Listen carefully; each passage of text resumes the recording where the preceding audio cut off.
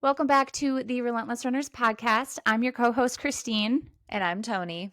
And we are the co-founders of Relentless Runners. We are an online run coaching team that provides one-on-one run coaching with a team of over 10 coaches, a registered dietitian, a strength and conditioning coach, and a clinical psychologist who teaches our athletes all about mindset. We really wanted to bring our running knowledge here to you so you can follow along, learn, and grow as a runner. Woohoo! And welcome back. We're getting on like a new cadence. We're trying this new thing where we're going to record our podcast, publish it the next week. So if you're listening to this, when you hear Corral Chronicles, which we'll talk about next, you're going to be hearing about all of the things that have been happening the week prior. But today for our topic, we're going to be talking about just how to run hills. We're going to talk about some uphill information, some downhill information, everything from cues to workout ideas to benefits. This was actually this was a submission from a listener actually, of stuff that they wanted us to talk about. And yeah, we're excited. But first, let's kick off Corral Chronicles. So Christine, Yes. per usual, how has last week been going? How's this week been going so far? So it's Thursday. We're recording this on a Thursday. So tell me about this week so far. Okay, so this week was good up until yesterday. Oh my God, I saw your story on Instagram. Yeah. I know you're like, I'm going to wait and tell you about it on the pod. Yeah, I might as well talk about it on the podcast. Yeah. It was just so yesterday it was like a 7.5 mile tempo run and 35 minutes of it were supposed to be at tempo.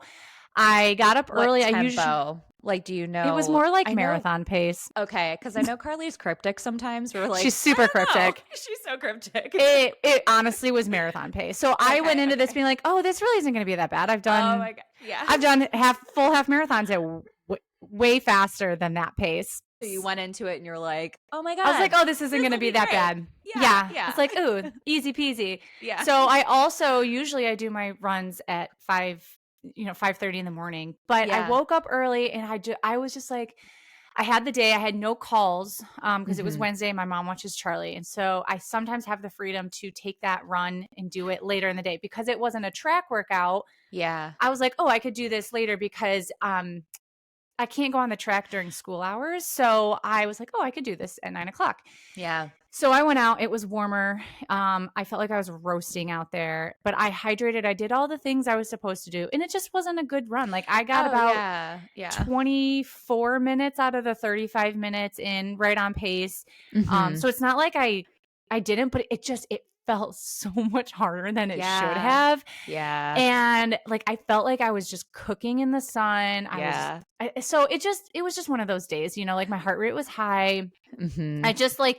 I got to the point and I was like, I kept battling with myself and like, I don't want to stop. Yeah. And then finally I was like, you know what? Like it's just not my day. And so I did stop and I took a couple minute break and I was like, all right, let me try again. Let me try to go. Yeah. So I went again for like another 5 minutes and it was like, I still felt, and I was like, I still have like another 10 minutes to go. So I'm like, forget it. So I ended up stopping and I ended up just like running home. Like, and even like my easy pace, cool down pace, like my heart rate was still high. I don't know. I am thinking of a very specific workout that I did. I can't remember if it was like I don't think it was last summer, but it was the summer before where I did this same exact thing. It was like broken up like threshold repeats. I think it may have been mile, but which is hard, obviously. Like it's not like an easy workout. Brooks is dreaming right now. I hear his little go get the squirrel, Brooks. Go get it. You got it. Keep getting it. Oh, why is what's happening? Look at my screen. Whoa. Fireworks happen. What just happened? Fireworks. Your computer.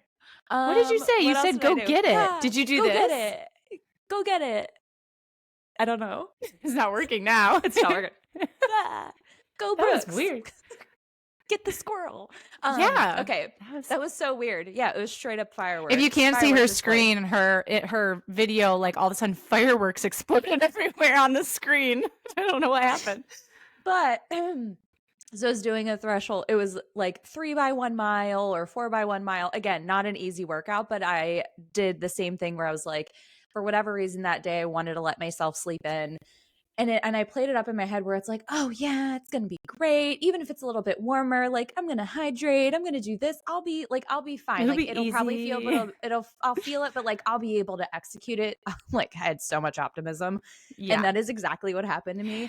And I remember the first like 2 reps, I felt like good, but the recovery jogs, I was like dying. And that's when you know too. Yeah, you're going and too then fast or too hard of an it's effort. just perhaps. too, yeah, like no, I think it was shorter recovery too. And I was like, your girl isn't ready to go into this next one.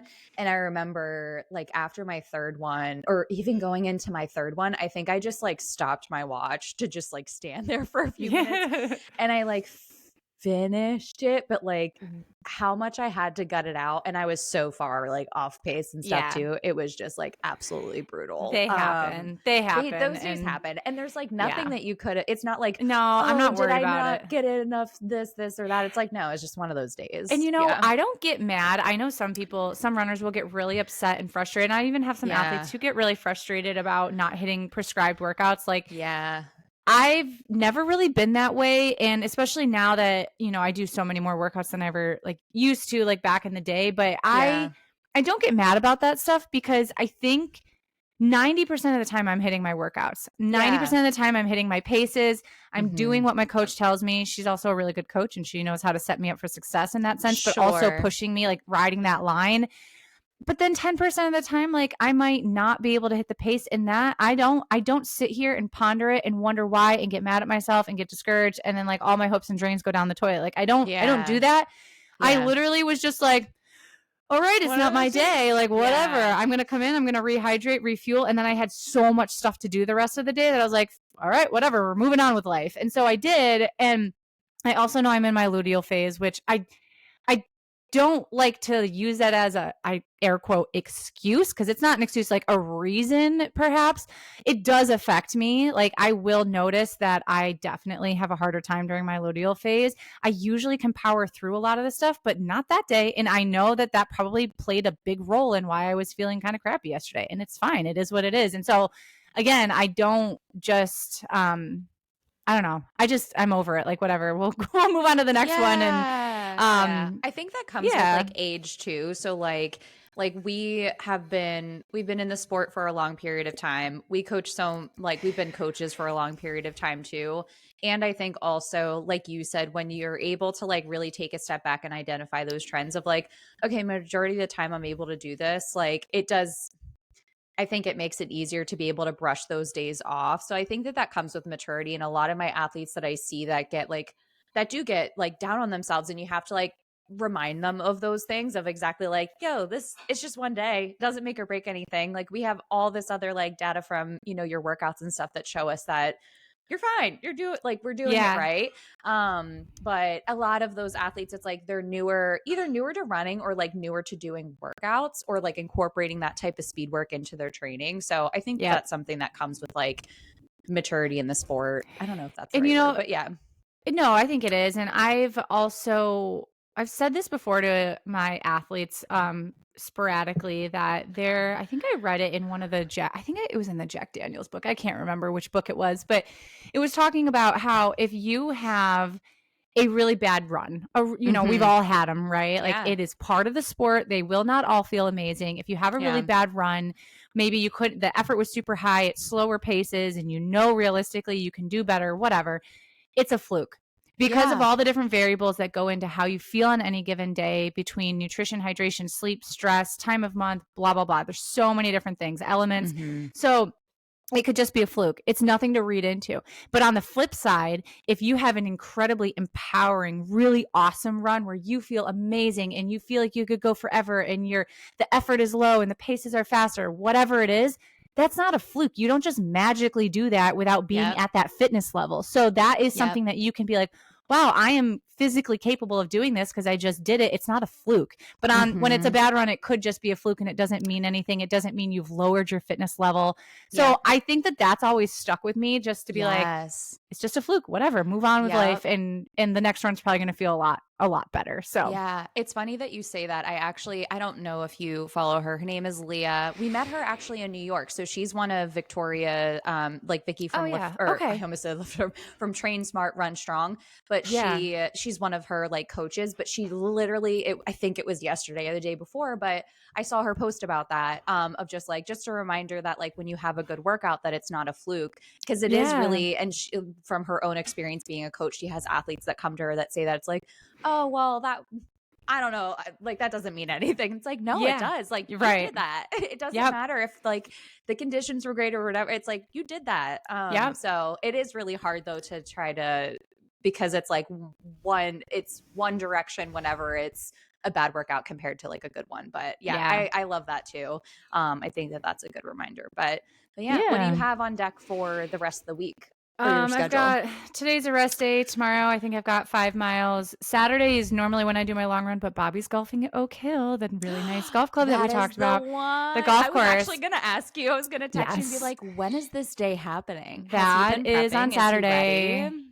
Oh yeah, he took the boys to go hit a bucket of balls, but he said that was basically just the kids hitting the balls and him not actually practicing. He's been watching like YouTubes on form and all this stuff, and like I keep sending him all these golf videos keep coming up on my algorithm now because oh my God. And they always have, because I'll see a funny golf video and I'll send it to Bobby. And there was this one of like chipping it in, and this girl was just like chipping in the hole, like one after one. But when it said, this is what you can do to get it in after every chip. I might not be using the right vocabulary, by the way. But then the video panned out and there was a guy just dropping the ball into the hole. And I was like, here, this is what you need. Just someone to drop the ball in the hole for you. So funny. So anyways, that's on Saturday, but I think their tee time is like 7:30 a.m. or something. Ooh. So I'm like, well, I don't want to get 11 miles in before that. So I'm going to push my long run to Sunday, which I hate doing. We also have like the closing day of baseball on Saturday, like a parade or not a parade, like all this stuff. Take a moment to celebrate that? Baseball's over tonight. My one athlete, Josh, he has been texting me. I feel like you guys are on the same, as parents, you're on the same baseball schedule, because he's like, me and like him and his wife have been on this like marathon of, and they have like 3 kids as well, but they're like all involved in these activities, but it's just been like nonstop. And he's like, I'm so tired. I'm like, we just need to get through this. And it's a lot. And you know, I was just having this conversation with my sister this morning about how we kind of like live in this culture, this hustle culture with parents and kids. And you know, granted, my kids are younger, but we've started the whole sports things. You know, we're in football coming up in August, and that's definitely a big time commitment. And we're gone on the weekends and all this stuff. And I don't necessarily, and I love it. Bobby and I were, you know, I was a collegiate athlete. We played sports all through. Like I played year round, all the stuff, right? But so I understand that, but these kids are so young, and I don't want to buy into the hustle culture just yet. Like, so for example, we're finishing baseball. It's 4 nights a week. We're finishing tonight. And then soccer could start right away if I wanted it to. And then I've got football starting beginning of August. And that is going to, like I said, that's going to be like an every night thing plus tournaments on the weekends. And I said, no, we're not doing soccer. We're not doing anything. I do have swim lessons for a little bit, but that's like nothing. That's in the middle of the day for like a half hour. For just like 3 weeks. And I was like, we're not going to do anything because I want you guys to just go. I don't want to always have to be somewhere constantly. And like, it's not just for me, but for them too. Like, I just want them to go out and play all day long and not worry about having to go somewhere. And I don't want to constantly being pulled into this hustle culture of, as a parent, your kid needs to be in something constantly. And I don't buy into that. And so we're not doing anything after baseball until beginning of August when football starts. And we're just going to chill and we're going to enjoy our summer. We're going to go do whatever the heck we want to do or just do nothing. And we're not going to rush around trying to be somewhere all the time. So I am very excited for baseball to be over. It's fun. It's just like, I'm always rushed at dinner time. Like the kids didn't go to bed until almost 9 o'clock last night, which is crazy because I know that I know your kids' bedtime. Oh yes, it's another bedtime. It's another bedtime. So, anyways, that'll be good though. You're getting there. Home stretch. Yeah. Oh man. Yep. Okay. What about you? How's your running going? Same. I feel it's, I'm plugging away. I'm still doing runs, still doing it like every other day. I've just noticed, like, full transparency, the last like 2 weeks. It's just still been, remember that 1 week that I talked about, I think on last week's episode, it was that 1 week that everything was like recovering, feeling relatively normal and all of that. That's where I had like almost a 20-mile week. Ever since then, like after that, like it's just not like letting go, and it's just still like lingering, and I'm not able, even with like taking a couple extra rest days, for whatever reason, it's just not going back to recovering, going into day to day. So I have been seeing one of the other PTs, because Lauren's been away on vacation and she got back. So I was able to get in to see her today. So I'll see her in a few hours, and I'm going to talk to her about it, just because I don't know. It's interesting. Like, I do like the PT stuff that I'm doing. I feel fine like during it. I don't notice anything. And I am doing some plyos and stuff, which is like good. But even like yesterday, like PT felt great. And I even felt like really solid doing everything. And then today when I woke up, I would have ran today, like in the morning, because I didn't run. What's today? Thursday. I ran on Tuesday. So I was like, oh, I took off yesterday, I'll run today. But I woke up and I noticed it. Again, I just like notice it, and I know if I go out and run, I'm gonna like feel it on the run. So it's just like not like why. So I'm gonna talk to Lauren about it, because I think that she'll have, some perspective on if we need to like change gears, like maybe certain things that I'm doing PT, like I'm recovered going into those sessions, but the stuff that I'm doing is just kind of like aggravating it a little bit more. So maybe we scale back on certain things. So I'll see what she says. But yeah, I'm just like still doing all the things that I can. I'm still able to like go out and run, which is like a good thing. It's not like I'm sidelined or anything like that. I did have a moment, which I know that I didn't talk about that on the podcast last week, I think because it happened afterwards, but I had like a mentee bead moment. And I had sent my coach Carly like a long email about it, just because I was like, had a moment of pure frustration around everything, because it's just been the same. It's like not getting worse, but it's just like not getting better, and just very stagnant. And I'm just like, I feel like I'm banging my head against the wall. So I had like a full vent to her about things and how I've been feeling and like what I'm struggling with. And she sent like, of course, because I didn't want to like text her this, and I texted her, I was like, I'm gonna send you an email, like I'm not gonna bombard your phone with like everything that I know I want to say. But she was like really encouraging and thoughtful like with her response, and I just shared, I feel like what we have been able to identify is like, yes, I have this going on, but like we're also curious, because I've worked with her for 4 years, right? So she knows me like really, really well. 4.5 years actually at this point. And we're both like, I wonder if this is also like, I'm just so hyper aware. And this is kind of a combination of like, yes, I'm feeling something. We're not like downplaying that, but also is there like kind of emotion tied to what I'm noticing? So we talked a little bit about that, which was good to acknowledge it, because it's something that I've always wondered, like, okay, is this like related to like other things that have like gone on in my life? Or, I was transparent with her and I told her it's crazy. Oh, again, I'm just getting all these little bubbles.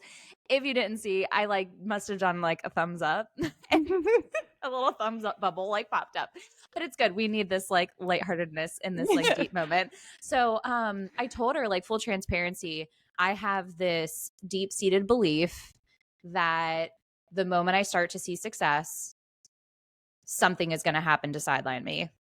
And I wish that it wasn't that way, but I even was honest with her, and I shared with her when I did that, forget how many miles that workout was, if it was like 8 or 9 mile workout, and it was 5 by 1 mile at half marathon pace. And I felt like incredible, literally like felt amazing during. And I remember like going through those repeats being like, oh my God, this is crazy. Like, did I like carb load yesterday or something? Like, this is wild. Like, I just felt so strong. It didn't feel like I was hitting paces, and it didn't feel effortless. It wasn't even like the week after my period. Like, it didn't line up. I think I was in my luteal phase, honestly. So it was like wild. And then during my cool down, I had a moment where I was doing my like little joggy jog, and then my mind went to, I wonder if something is going to happen. And that's like not good. Yeah. And that's not good that like that's where my head goes, just because of like past experiences over the last several years. So this is something that I've like brought up to like my therapist to talk about, but we haven't really like dove into it because of addressing some other things. So I am going to like address it to my, like bring it up to my therapist. Lauren is kind of in the know about like my mind body connection stuff, which is like good. So I feel like I can have those like conversations with her. And I think I shared with you, but I actually signed a waiver because my therapist and my PT know each other. So I signed a waiver for them to be able to like talk with one another about me if they need to. So yeah, I just kind of want to dive into it a little bit more, just because it's just really interesting that it always takes a long period of time for these things that should just be like niggles in my mind. Like I didn't like feel the ankle thing, go through an entire week of like intense training, and now it's like, well, no shit, like that's why this is lasting so long. It's not that. It's like it's always the case where things take longer for my body to recover, stuff that should be more like minimal. And this is how it's been for the last like several years. So I'm exploring some different options. I won't like share, I know that I like touched on things like with you, but I won't like share that stuff yet. But the one thing that was really nice, that was kind of like validating for me to read, and again, Carly's amazing, I love her, but she had forwarded me Colleen Quigley, who, if you don't know who she is, she's a professional, like I guess you would say she does the steeplechase, but she's a professional like track and field athlete. She does the steeplechase. She has like, me and Colleen have such similar journeys. I'm a professional.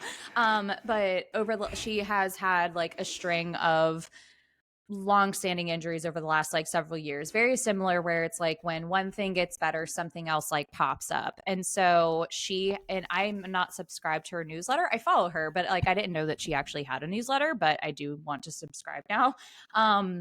But she talked about going through like very similar, and like what she's like struggled with, things that she's looking into, just because it's like, okay, this is like, again, it's just not normal. And one thing that she said too is she has seen specialists from all over the world that are like amazing at what they do. They're like well known for what they do in these different areas, and like that, like what they're doing still isn't working for her. So it does bring this sense of like, okay, I'm the problem. Like in the words of Taylor Swift, I'm the problem, it's me. So I've had like those similar thought processes and like emotions. And it was just nice to feel like I've actually worked with two other athletes who have been in similar positions.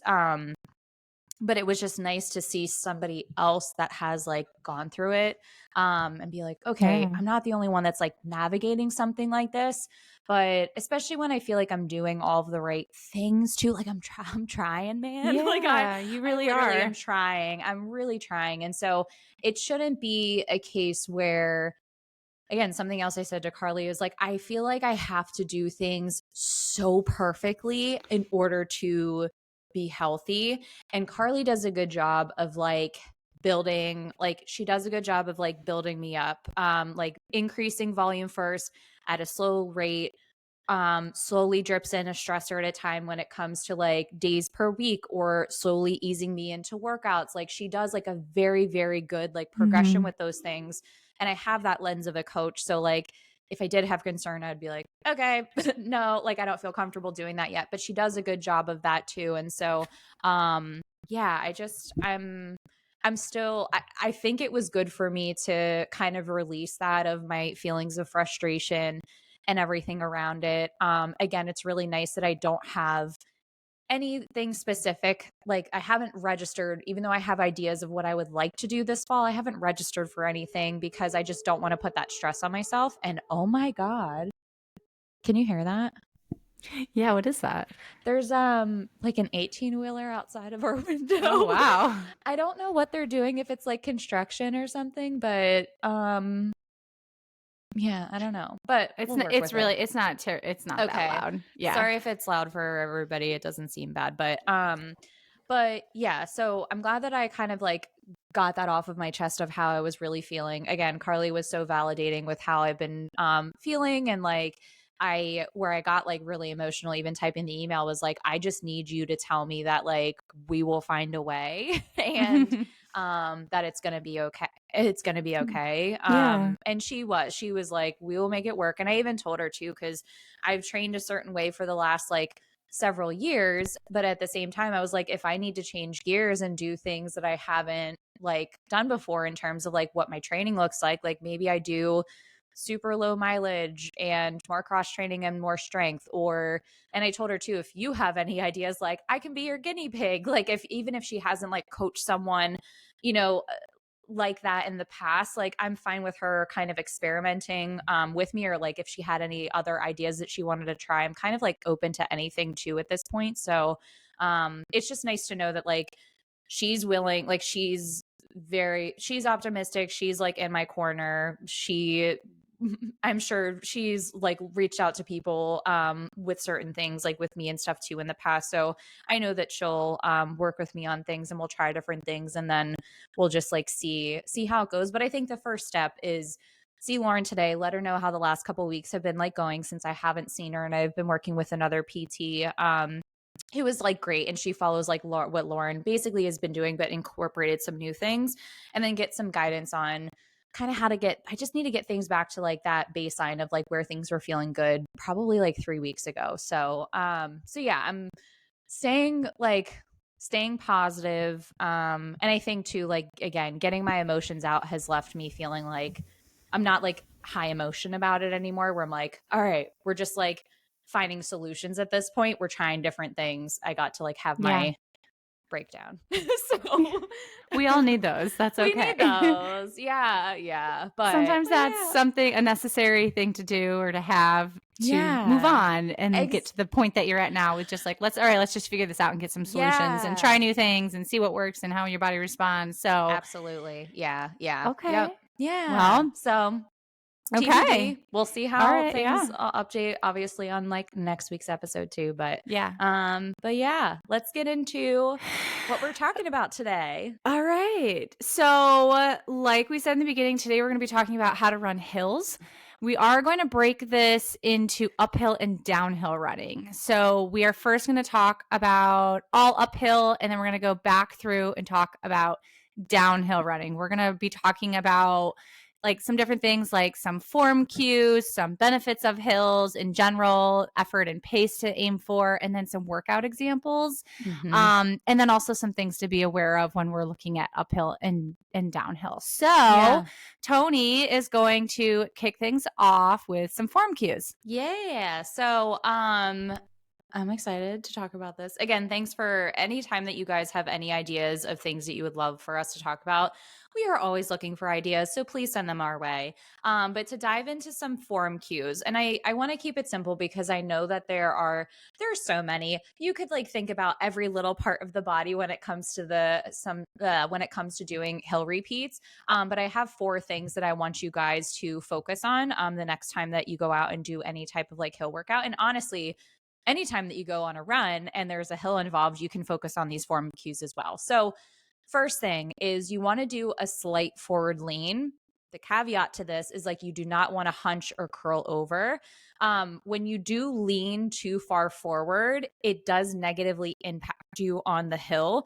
And how that's the case is it makes you a lot less balanced. You're going to have less powerful of a toe off whenever you're powering up the hill. And then the other thing too is it's actually more difficult for you to use your hip flexors correctly. And your hip flexors are what allows you to be able to drive your knees, which is actually, obviously a very important thing whenever you're going up the hill too. So remember, trying to like lean in, like slightly forward lean into the hill. I've even heard a cue that someone, I think I read this somewhere where it's like, was it like lean from your hips? To like do that instead of even thinking of like your upper body, of like lean in like from your hips. Lean with your hips. Lean with your hips. Yeah. So just like another thing that you can keep in your mind that's kind of, related.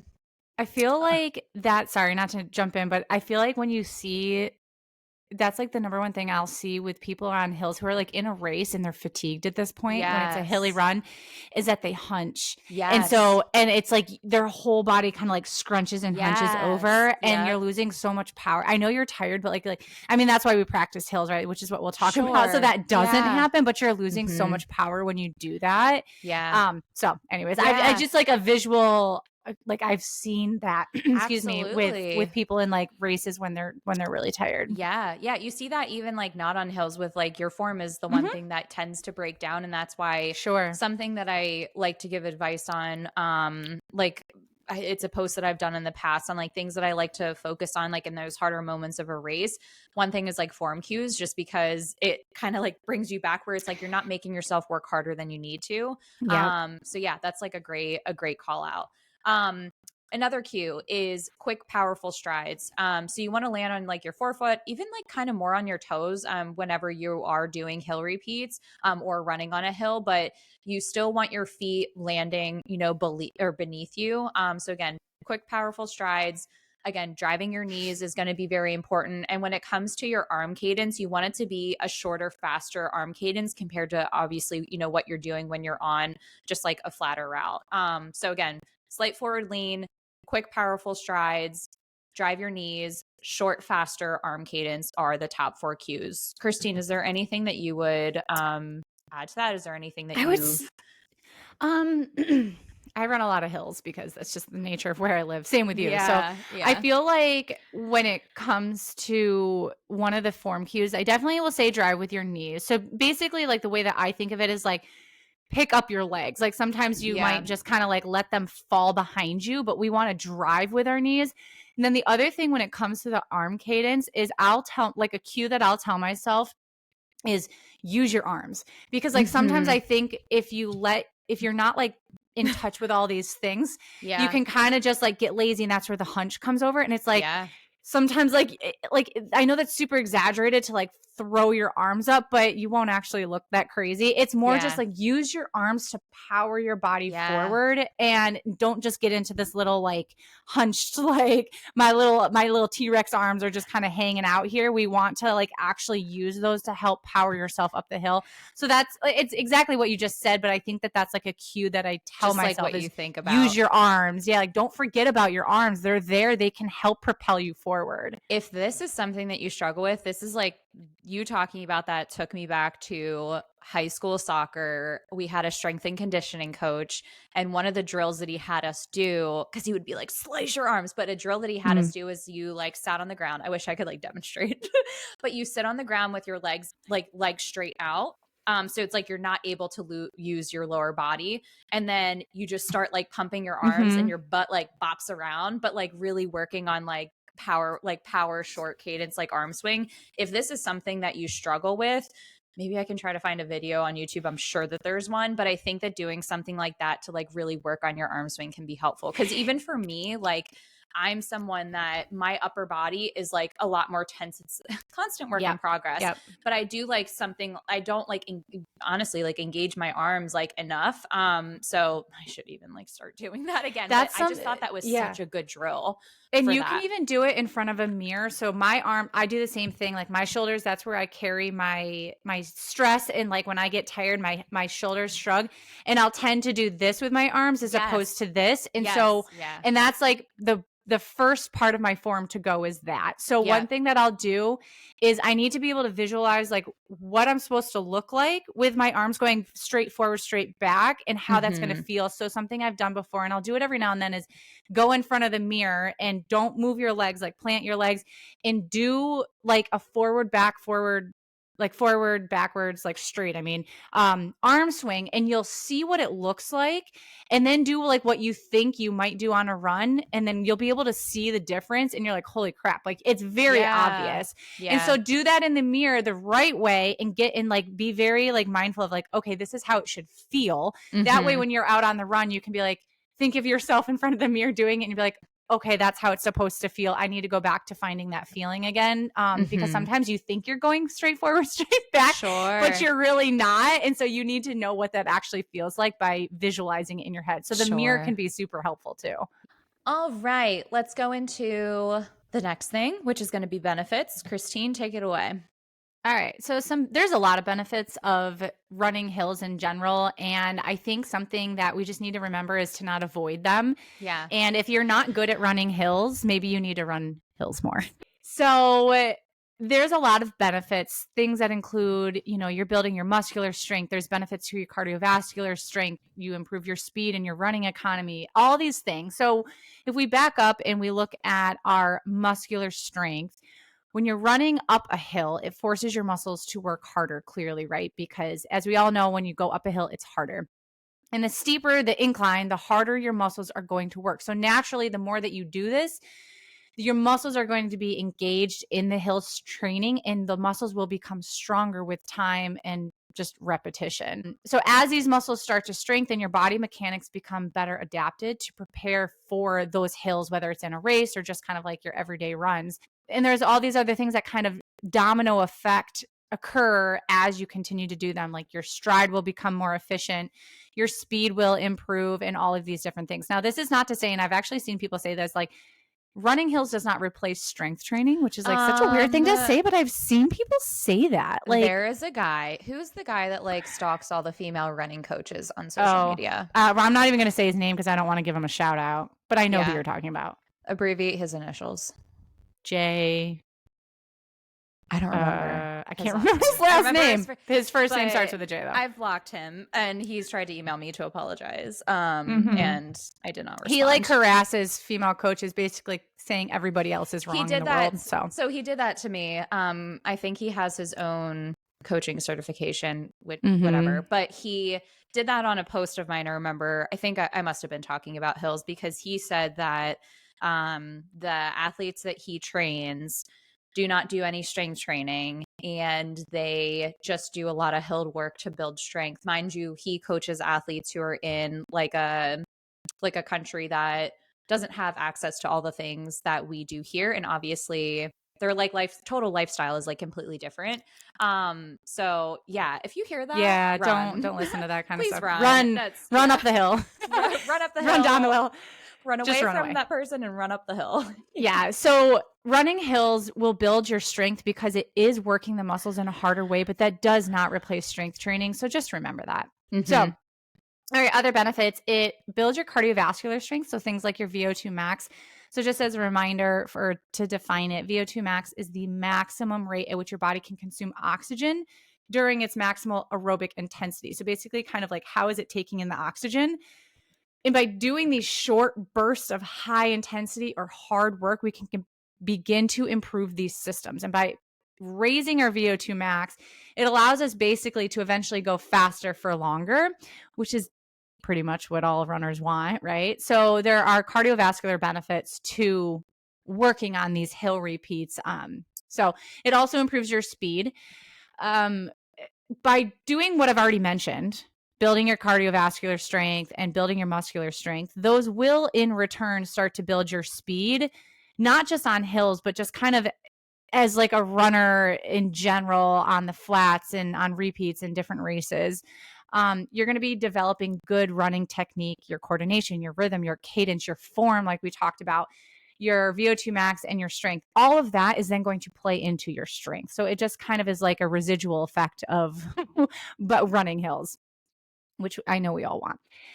It's going to improve your running economy. So things like your form, if you are focusing on your knee drive and your arm swing and your forward lean, those are going to all play into, because you're almost forced to do that on a hill, assuming you're creating that posture that we talked about. You're kind of forced to forward lean. It forces you into good form. It forces you into beep. Where it's You're forced into good form. Yes, it forces you into good form. So it basically just improves your running economy in general. And then the last thing that I like to say as a benefit of hills is it improves your mental stamina. Absolutely. Running hills is not easy. Like it's hard. It's hard. There's really no getting around it, but that's what we want. We want to welcome that like pain cave, and we want to welcome that hard running because it will build your mental stamina. and it's going to help you push through something that's hard.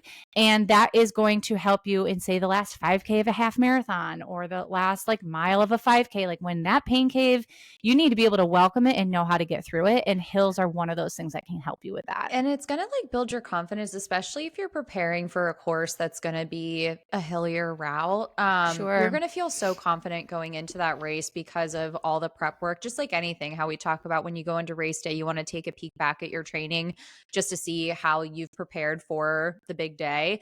And like preparing on hills is like a huge confidence boost in that. And I even know like, I feel like in the last like year I've trained some athletes for hillier races between like Boston and New York City. And a lot of like one of my athletes in particular, she did a whole lot of hills and she was someone that hated them like no one else could hate hills.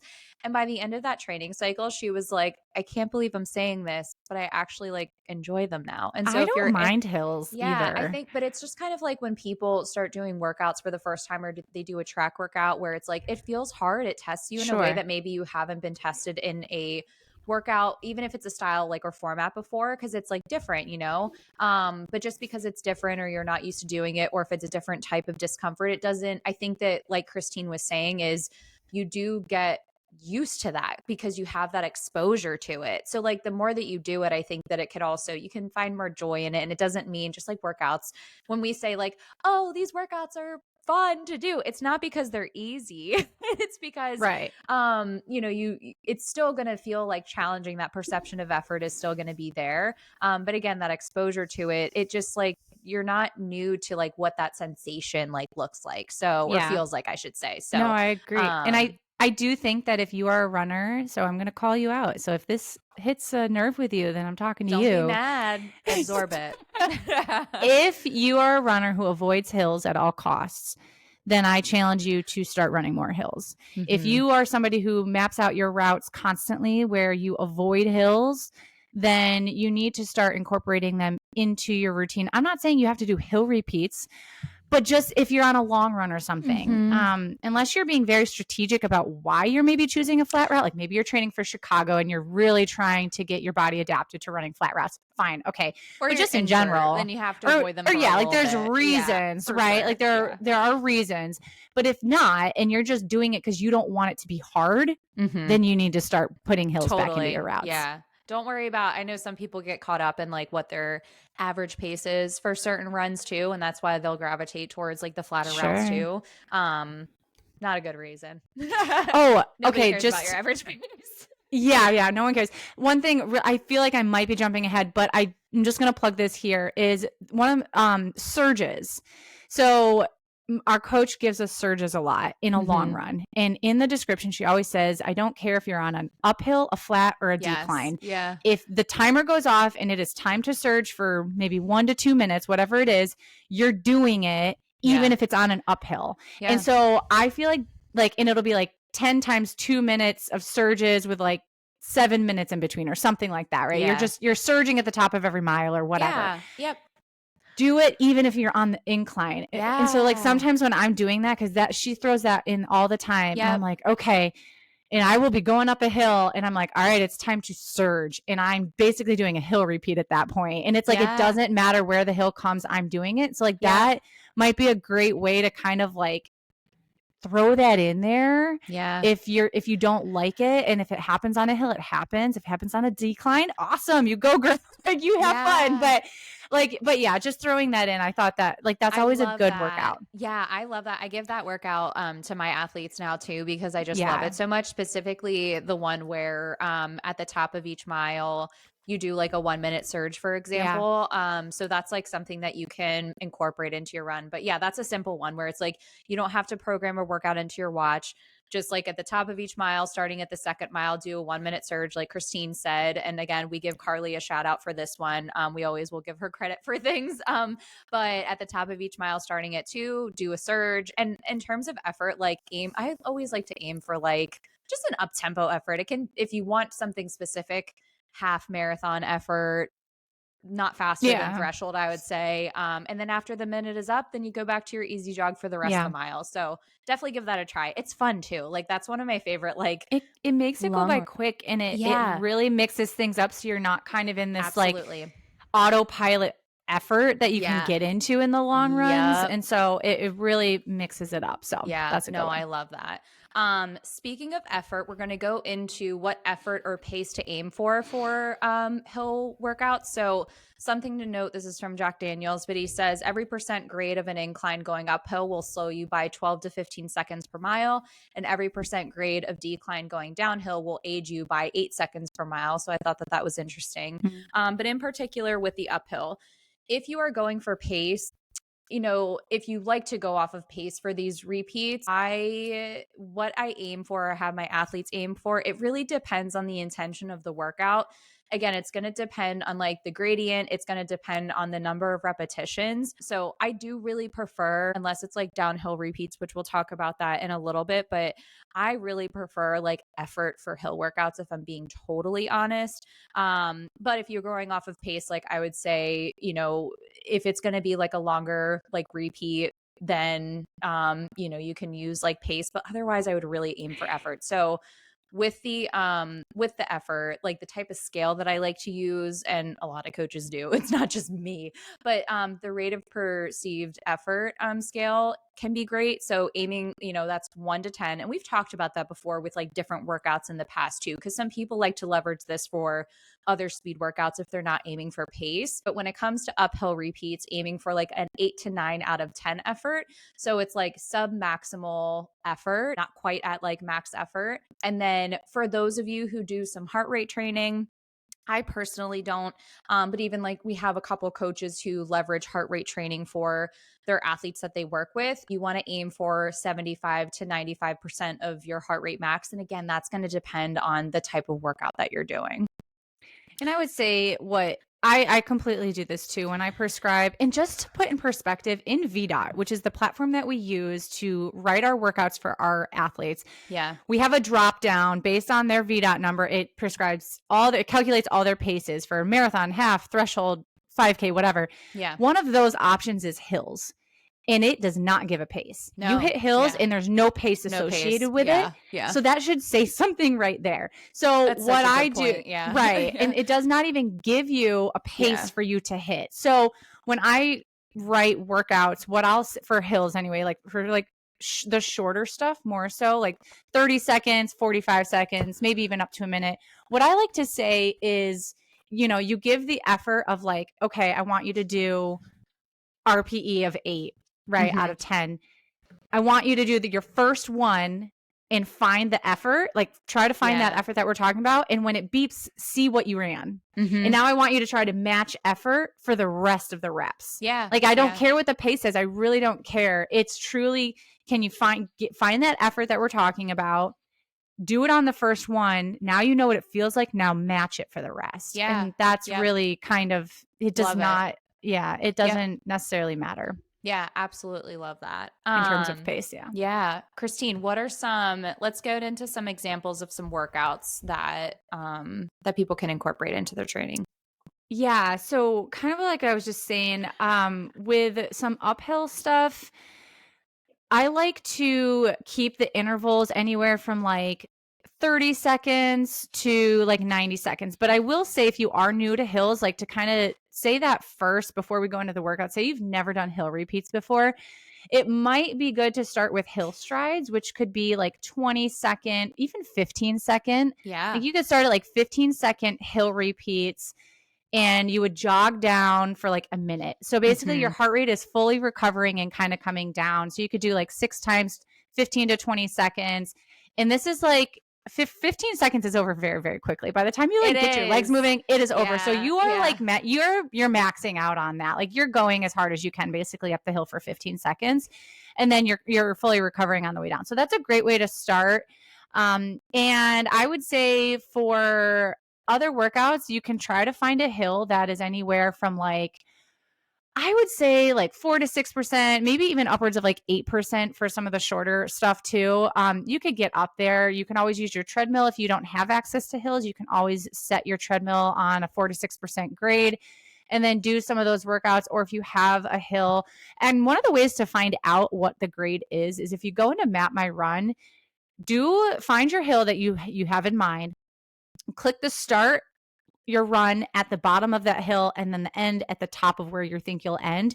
And if you click elevation in the side panel and you scroll down and it gives you the elevation, it'll tell you what the percent grade is. And that's how I've always figured out, like how are you supposed to know?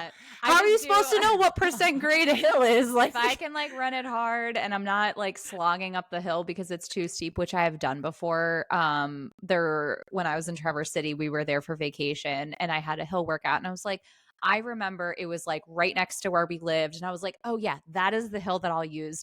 I forgot how steep that damn thing was. And your girl was going like basically easy pace effort. And I was working so hard. So that is not a hill that you want to use. Yeah. Not if you're trying to like it's still hard, but right. You're not going to be able to work on speed if it's not runnable, like at all. Right. There was one hill over across town that I did a workout on, and it was because I was like, oh, that's such a steep hill. I'll just go do it there. And I remember just dying. And then I came back and I checked the percent. It was like 13%. Yeah. I was like, oh my gosh, that is way too big. It's really not as steep as you think it needs to be. Yeah, a lot of people too, because I've even had this when like my athletes that I had that were running Pittsburgh, it's a very hilly course. Pittsburgh's hillier than New York City. And so they have a lot of like there's even like a lot of like rolling hill like runs that I just have my athletes do who are doing that course, whether it's the half or full. And I remember my one athlete in particular when we talked about like how this training was going to be different compared to when they trained for a marathon that was pancake flat. And I remember the one time they were like, all right, so I have like these crazy steep hills outside of my house and I'm going to use that for my runs. I was like, no, we don't need to do that. It doesn't need to be like crazy aggressive like that, because again, that's not going to really like, that's not simulating really what you're doing. And I don't think there is just in life, there's such a thing as too much, So like Christine said, it's a lot like less. And I think that's a great idea to use Map My Run to like, if you know the hill that you want to use, you'll be able to get a gauge. And then from there, like once you have that visual of like, oh, so this is what a 4 to 6% grade is or plus or minus, when you go elsewhere, you'll be able to kind of get some other ideas too on what you'll know in the future. Yeah, for sure. Like once I realized I was like killing myself on these like 13 to 15% grades, I was like, what is wrong with me? And then I found one like literally on the road that I live on. I live at like at the top of a hill, and I found like I have the perfect setup in my town. I literally cannot complain. So on my street, I've got my hill repeat section. It's perfect distance. I've got my track road. I've got my track. I really do have a good setup. Okay, so 2 workouts that you guys could incorporate. So I would say like 10 times 30 seconds, assuming again that you started with hill strides, you kind of got used to it. You found a good, 6% grade hill or something, 6 to 8%. 30-second repeats, whether you do 10, whether you build up to that, because that's a lot. Like you could build up to that, but 30 seconds at the RPE of 7 to 8, 9, like Toni was saying, running uphill with a 60 to 90 second jog recovery back down. I usually do 1 to 1.5 times the recovery compared to the actual workout itself. So for 30 seconds of work, you've got 60 to 90 second of recovery. Your goal is to get yourself really recovered. So you sprint up the hill, you slowly jog back down, and you might even get down to the bottom before it's time to go. Just walk around. Like just walk around. It's really fine. It's so much better to give yourself more time. And if you're unsure of how much, like, oh, where do I go in the range? It's so much better to give yourself the more time just to like, because you do want to feel really recovered going into those reps. Like that's the type of workout like where you don't want to like skimp on the recovery. So you have power to be able to execute. Yeah. And by the way, I said 1 to 1.5 times. I meant 2 to 2.5 times. For like a 30-second, you would do the math. You would do double that. I definitely said that wrong. I meant double. So for like longer repeats, like so when I do hill repeats for my athletes, I usually start at 30 seconds and then I'll go up to like maybe a 45-second and I'll do like 30 and 45 seconds going back and forth. And then I'll do 60 to 90 second, but the RPE does go down a little bit when you're doing 90 seconds. Yep. But I don't do like 2 minute, 3 minutes up a hill. After you get to like 60 to 90 seconds, like then I start doing like, all right, now we're going to do some rolling hills throughout. But with like, so back down to like the 60 to 90 second repeats, we're going to do double recovery. So if you're going to do a 60-second repeat, you're going to do a 2-minute recovery. And you're just going to, again, you're just trying to get your heart rate to come back down so you can reset and go again. The idea is that, like I said a couple minutes ago, you set the effort on the first one and you are maintaining that same effort across the board for all of them. And that's what we're trying to achieve.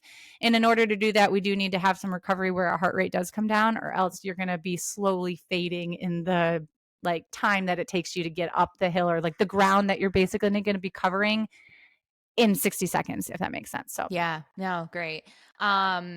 And then the last thing, like in regards to the uphill stuff, so things to be aware of, and this is honestly just like simple, but those who have any like posterior chain like injuries or problem areas, will say, again, like hamstring, like you have a history of hamstring issues, could be calf, Achilles, peroneal tendon, people.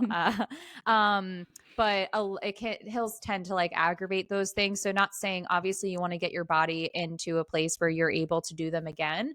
But I know that, you know, for those who especially have like history of like proximal hamstring tendonitis, any type of hamstring stuff, it may take some time to be able to do hill workouts again. And for some of those like issues, like some of those injuries, like it's something that people always have to just be aware of. So I think having that understanding of, if you're getting back into hill workouts, make sure that you're doing it so slowly. I would recommend, when you're starting out slow with like introducing workouts again, keep the effort like low. So treat it as like an up tempo. Like you can even like jog at easy pace, like for the 20 to 30 seconds to start, and just see how it feels with just doing a different gradient, see how your body recovers. And then you can maybe build intensity from there, where it's like, okay, next time I try this, I'm just going to pick it up a little bit and see how it feels. And then that's where, like, once you're able to like execute that at like a good intensity and like a faster pace effort, that's when you can then build up, you know, the duration where, you know, you're increasing from 30 to 75 or 60 seconds, 75 seconds, and so on and so forth. So do it at like a slow rate, slowly get your body adapted to those things. Pay attention again to how your body is recovering, and always make notes. Like if you have a training journal or you use something like VDOT, make notes like during those workouts on how it felt during, what you noticed, how it felt the day after, so you can kind of pick up on those trends for when you're ready to like increase to that next step. And if you're noticing that it felt okay, but like I don't think that I'm ready for that next like step yet, repeat it until your body is at that place where it feels like solid being able to do it. But just be aware, don't go out and like hammer shit out if you have currently are dealing with it, or you're kind of in, it's still a little like touchy. But anything else that you'd add with just things to be aware of? No, I don't think so. I think you covered everything. Okay, so now we're going to go into the downhill side of things. So again, we're going to go over cues, benefits, effort to aim for, and then some things to be aware of, as well as more workout examples. So first, talking about form cues. Now, this is really important because obviously it's a totally different style of running compared to doing the uphill repeat. So things that you want to be aware of with your form when it comes to doing downhill repeats is you still want to lean forward. A lot of people try to like heavily pump the brakes. So you still actually want to lean forward, but you want to make sure that you're not overstriding. So it's all about really striking that balance of leveraging the downhill, like for the speed, obviously, but also you want to avoid going too fast. Having your feet land beneath you is like a good cue that I like to use when it comes to form in general. So that can be something that you leverage with that. The other thing is with your arms, how before we were talking about, you know, making sure that you have that shorter, faster arm cadence when you're going the uphill. For the downhill, something that you really want to avoid is windmill arms, which is this to like slow yourself down. You still want to have like proper form. Your like arm cadence is going to be different. Because obviously when you're doing like hill repeats as an example, obviously you're going to be powering up the hill. And so that's where that cadence is going to be different. When you're doing downhill repeats, us coaches aren't going to have you doing a downhill repeat at 8 to 9 out of 10 effort. So avoiding windmill arms and just making sure that you're still having like that proper form with your upper body. The other thing too to keep in mind is that it is okay to have to lean back a little bit to slow down when you're on a very steep hill. So this is speaking to more if you're running a route that includes like a steeper hill, or if you're doing even like a race that is going to include a steeper hill. If you have to lean back a little bit just to like slow yourself down, like that's all right. But the whole concept is just to not be in that place where you're leaning back and overstriding at the same time, just because that does put a lot of stress on your body. Yeah. And I will also just add, things will be a little different if you're a trail runner. We're kind of mostly speaking to road runners, by the way, because if you ever look at trail runners when they are like flying down a hill, you do see it's going to look very different if they were on a road. That's They're balanced. They are using their arms to balance themselves because it might be a technical train. What am I trying? It might be a technical trail. I think I was trying to say terrain and trail at the same time. Yeah. And, you know, they might have to jump over a rock or a root or something like that. Totally. And you do see they're using their arms for balance. So there are some differences there. So we are kind of just talking to those who are running downhill on a road. Just wanted to make sure I clarified that. So. And if we're going to look at some benefits of downhill running, I know I already listed out a bunch of benefits of uphill running. And I think a lot of them still can apply to downhill running, but a lot is like when you're running downhill and you're just practicing it and you're getting the muscles are different that you're utilizing in downhill running compared to uphill running. So if you are training for a race that does have a lot of downhill, you should be practicing downhill running in the training that is going to prepare you for the race itself, because you are going to be getting those muscles ready to be able to take that impact that is different than if you were running uphill. Absolutely. And when it comes to like effort and pace to aim for, so whenever I prescribed, like Christine said, whenever I prescribed downhill repeats or downhill workouts for my athletes, it's because they're running a downhill race. So a lot of ones my athletes have ran. I actually haven't had anyone run a big Revel race, but St. George, Utah Valley, Boston, and all like marathons as well. So I tend to go off pace for these workouts, but that's because we're doing longer downhill repeats. I will have them start out at like usually it's going to be a half-mile repeat, and some of them I get them used to based on what they have access to. I will build them up to like a mile, like downhill repeats or longer.